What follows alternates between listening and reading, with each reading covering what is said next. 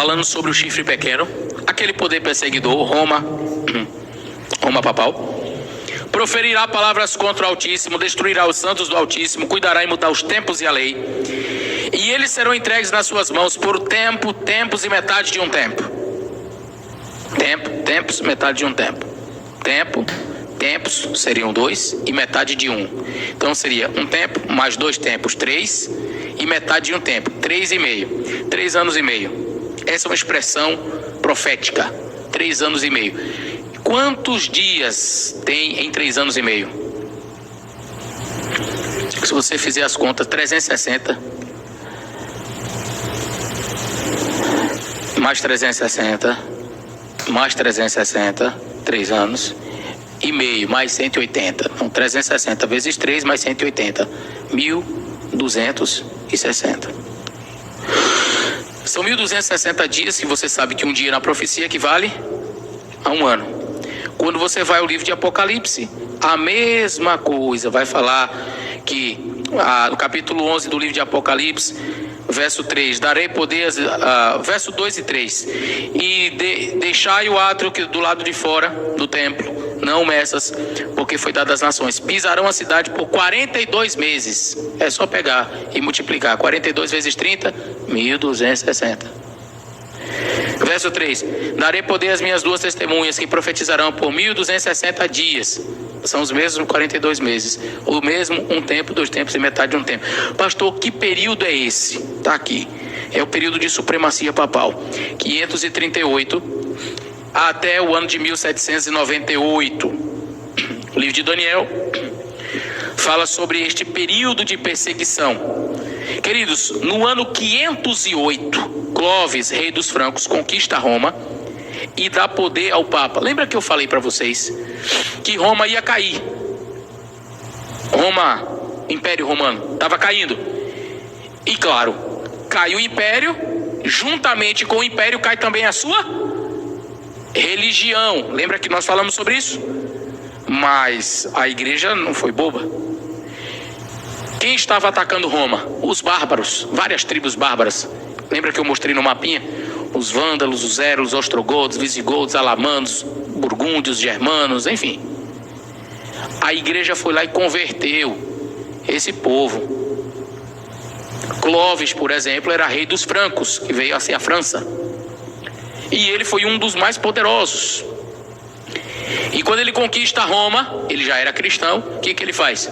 Dá poder completo ao Papa. No ano 508, ele conquista Roma e dá poder ao Papa.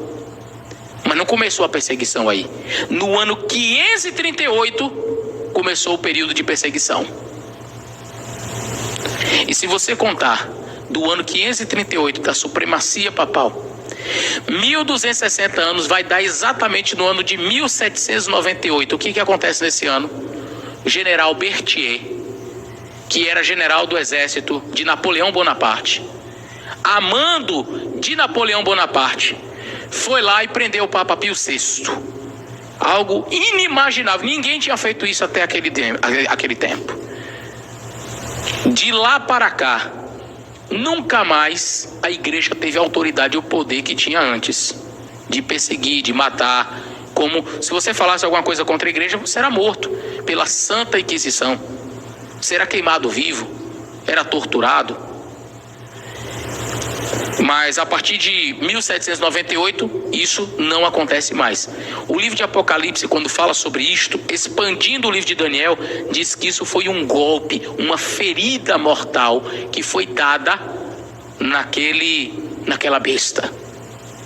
Então, mas o papado teve 1260 anos de supremacia. Mandava e desmandava.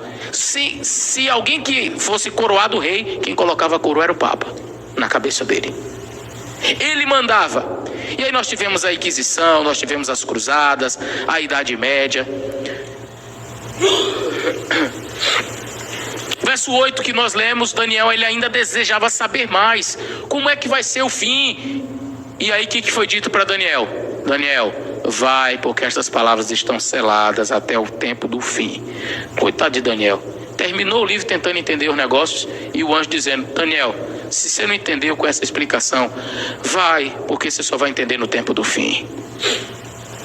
Mas aí, terminando o capítulo 12, nos versos 11 e verso 12, nós falamos sobre mais 2 períodos de tempo, a saber, os 1290 dias, não 1260, mas 1290 dias, e a profecia dos 1335 dias, versos 11 e 12, que são representados por 1290 anos ou 1335 anos. Queridos, nenhuma data de início ou fim é dada para essas profecias. Nenhum evento específico está ligado a elas.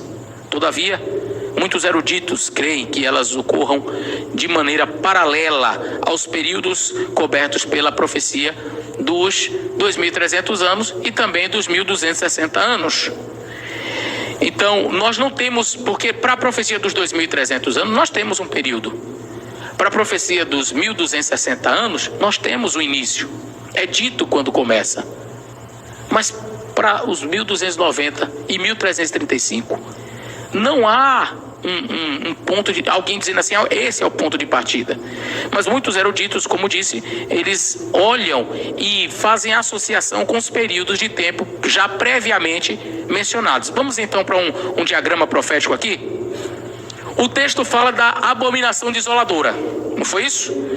Desde o tempo em que o contínuo for tirado, verso 11, e posta a abominação desoladora, haverá 1290 dias. Então eu preciso saber quando começa esta abominação desoladora, porque aí eu teria um período similar. E é exatamente no ano 508 que Clovis, rei dos francos, dá total poder de supremacia ao papado. Então ele diz, desde que foi posta a abominação desoladora, haverá 1290 dias. E foi exatamente no ano 508. Olha que coisa interessante. E se você está no ano 508 e você soma com 1290, você vai parar exatamente no ano 1798. Veja, o período em que a abominação desoladora foi posta, ou seja, foi dado total poder a ele para dizer assim, você é nosso comandante, você é quem manda agora, você tem total autoridade. Isso foi no ano 508. Aí o texto diz, haverá 1290. Mas o período de perseguição não foi do ano 508, foi a partir do ano 538. Aí são 1260. Ok. Só que o texto ainda fala assim, bem-aventurado, verso 12, aquele que espera até chegar a 1335. Ora, se eu estou no ano 508, eu vou os 1290, eu vou chegar no ano de 1798, que é o período da abominação desoladora do papado. Mas o texto diz assim, é bem-aventurado quem chegar a 1335. Então pegue aí do ano 508 e some com 1335. E você chegará ao ano de 1844. Não é só a profecia das 2.300 tardes e manhãs que chega nela. O texto está dizendo assim, é feliz quem chega lá. Feliz quem vai viver para ver isso daí. Feliz quem vai chegar a 1844. Porque você chegar a 1798, você viu a queda, a ferida, a supremacia papal acabou. Você teve ali, deixa eu colocar aqui embaixo, os 1260 anos. Porque dentro do período dos 1290, a gente tem os 1260. Pronto, agora ficou perfeito o gráfico. Consegue ver ali, ó. No ano 508, Clovis, rei dos francos, dá poder ao Papa. E aí a profecia diz, ali foi posta a abominação desoladora. A partir daquele momento, ele se intitula como vigário de Cristo na terra. Ele é como se fosse a pessoa de Cristo aqui na terra, se colocando no lugar de Deus. Pronto, ali foi posta a abominação desoladora. Você vai rodar aí 1290 anos, que é o que o texto diz, desde que foi posta a abominação desoladora, haverá 1290. Aí você chega no ano de 1798, quando o general Berthier prende o Papa. Mas o texto lá de Daniel 7 falava de um período não somente de abominação, mas também de perseguição. Quando é que é esse período? A partir de 538. Por isso que eu botei embaixo aí, ó. Um pouquinho mais para frente do 508, o 538 começa a perseguição. E esta perseguição duraria tempos e metade de um tempo. Apocalipse diz que vai durar 42 meses. Também diz que vai durar 1260 dias. Ou seja, 1260 anos de perseguição. É a parte de baixo ali. Que vai parar também aonde? No ano de 1798. É o tempo máximo que ele iria perseguir. Aí o texto termina dizendo, mas vai ser feliz quem chegar a 1335. E se você sai do ano 508, quando foi posta a abominação desoladora, e você roda os 1335 anos, você chega ao ano de 1844. Não é à toa que nós, adventistas do sétimo dia, temos essa profecia. É matemática. É perfeito. Está aí. O texto é claro em nos dizer que chegará de maneira feliz até 1844. Só que o texto de Daniel 1 começa, Daniel capítulo 12, verso 1, começa dizendo que após esse período de 1844, porque a partir dali começa o tempo do fim, 1798, a partir daquele período ali já começou o tempo do fim. Aí Daniel diz assim, mas nesse tempo do fim haverá uma nova perseguição. Essa não vai ser igual àquela dos 1260 anos. Foram 1260 anos de perseguição. Foram. Mas não se compara a que está chegando. Após aquele gráfico ali, queridos, vocês perceberam que depois, aquele gráfico ali, 1844, para cá, acabou. A próxima coisa é Jesus voltando. O evento profético é a volta de Cristo agora. Tudo já passou. Aí haverá um tempo de angústia, qual nunca houve desde que existe nação, e Cristo voltará. Amém, por isso, acabou. O nosso próximo alvo é ir para o céu. O nosso preparo agora é ir para o céu. Não precisamos mais nos preocupar. Mas vai ter uma grande perseguição. Lembre-se, Miguel já está em pé. Quando ela chegar, ele já estará de pé. E você não precisa se preocupar com isso. As profecias, elas se cumpriram. As profecias, elas estão se cumprindo. E nós estamos agora fazendo a retrospectiva em todo o livro de Daniel. Nós estamos no finalzinho da unha da estátua de Nabucodonosor.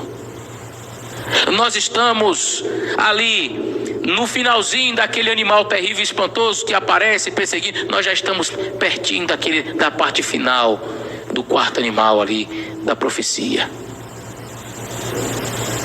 Quando nós estudamos sobre o bode, sobre o carneiro, nós já estamos no final daquele período que o chifre pequeno ataca e faz e acontece. Já estamos na parte final, já está praticamente tudo encerrado. O anjo disse para Daniel que queria entender. Eu quero entender, me explique mais. Aí o anjo diz, não vou explicar não, senhor. Você vai fechar, porque essa profecia só vai se cumprir no tempo do fim. Aí diz assim, muitos vão querer entender, mas não vão entender. Os ímpios não vão entender, mas os sábios entenderão. E nestas quartas-feiras você veio aqui e entendeu. Você teve o privilégio que Daniel não teve. Se Daniel tivesse aqui hoje, sentado aqui no banco, e eu começasse a explicar para ele e mostrar tudo o que aconteceu na história, ele ia dizer assim, era isso. Mas aí estava difícil para entender, que eu não tinha visto nada disso acontecer. Hoje é muito fácil, você olha para trás e vê a profecia se cumprindo. Para Daniel não foi fácil, ele não entendeu. Aí o anjo diz assim, Daniel, fecha, vai ter um povo lá em Brócto que vai entender. No tempo do fim, o povo vai entender, você não vai entender. Aí o anjo diz assim, você vai dormir, se preocupe não, mas no tempo do fim haverá um povo que vai entender. Deus deu a você o privilégio de compreender as profecias. O que a gente deve fazer com isso? Queridos, pregar, falar, mais que isso, viver. O tempo É o tempo da volta de Cristo e precisamos viver como se estivéssemos nos últimos momentos da história da Terra, porque de fato estamos. Não precisamos nos preocupar, nos atemorizar, mas saber que Miguel já está de pé para nos libertar. Logo, logo ele aparece nas nuvens do céu para nos levar ao som do arcanjo, ressoar da trombeta de Deus. Aqueles que morreram vão ressuscitar e viveremos, nós os vivos, seremos arrebatados para encontrar o Senhor nos ares e assim estaremos para sempre com o Senhor. Que Deus nos abençoe.